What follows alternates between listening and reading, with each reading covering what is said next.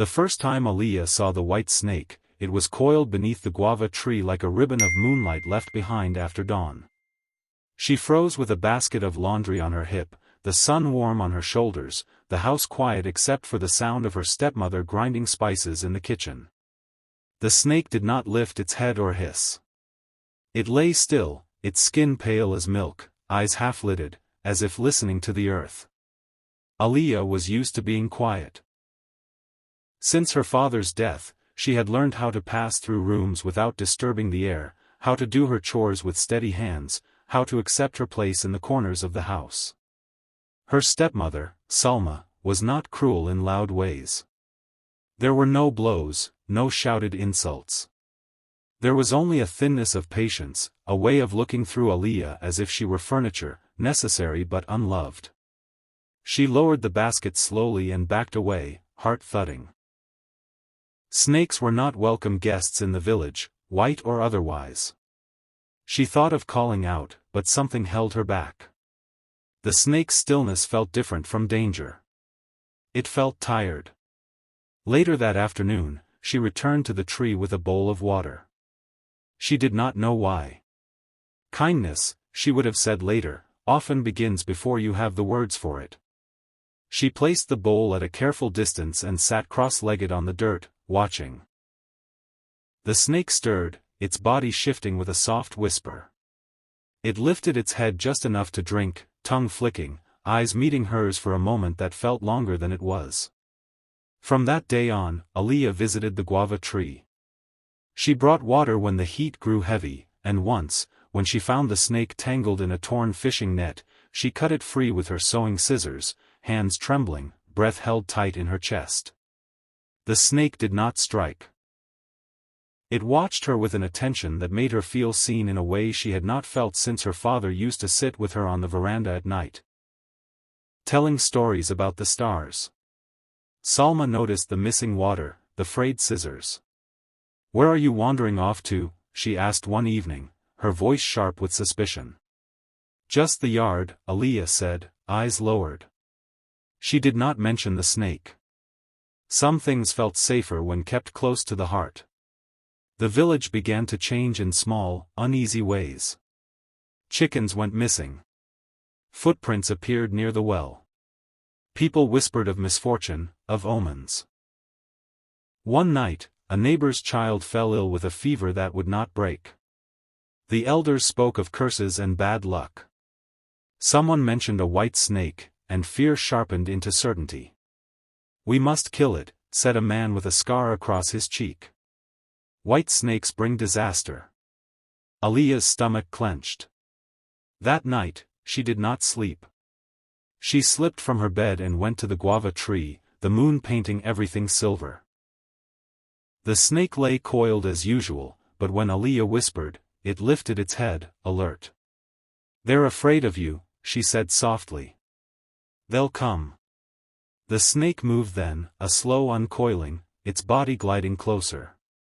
It did not touch her, but it was near enough that she could see a thin, old scar along its side. She thought of her own small scars, the ones you carry inside. "I don't know how to help," she said, tears blurring her vision. "I don't have anything." The snake's tongue flicked, tasting the air. It turned, disappearing into the shadows beyond the yard. The next morning, Salma's voice cut through the house like broken glass. Aaliyah ran to the kitchen to find her stepmother clutching her chest, face pale, breath shallow. Pain radiated down her arm, her words slurred with fear. They called for help, but the village doctor was away, and the path to the town hospital was long and rough. Panic took hold of the house. Salma sank to the floor, sweat beading on her brow. Aaliyah knelt beside her, taking her hand. It was the first time she had touched her stepmother like this. "Stay with me," she said, though her own voice shook. Outside, something moved with purpose. The white snake emerged, gliding across the threshold as if it belonged there. Aaliyah gasped, but the snake did not enter the house. It lifted its head and struck, not at a person, but at the air, releasing a fine mist from its fangs that shimmered briefly before settling. The scent was sharp and herbal. Salma's breathing eased. Color returned to her face. The pain loosened its grip, retreating like a tide. By the time the neighbors arrived with a cart to take Salma to the clinic, she was sitting up, weak but alive. The snake was gone. Word spread quickly. Fear twisted into awe. The elders spoke again, this time in hushed tones. White snakes, they said, could be guardians, bringers of balance. They remembered old stories their grandparents had told, about kindness repaid in ways beyond understanding. Salma recovered slowly. During those days, Aliyah stayed close, bringing soup, changing cloths, sitting by her bed through the long afternoons. Salma watched her with new eyes, as if seeing her for the first time. "Why did you do this?" Salma asked one evening, her voice low. "After all, after how I have been." Aliyah thought of the guava tree, of water bowls and scissors, of quiet choices made when no one was watching.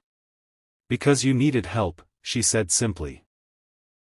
When Salma was strong enough to walk, she went into the yard and stood beneath the guava tree.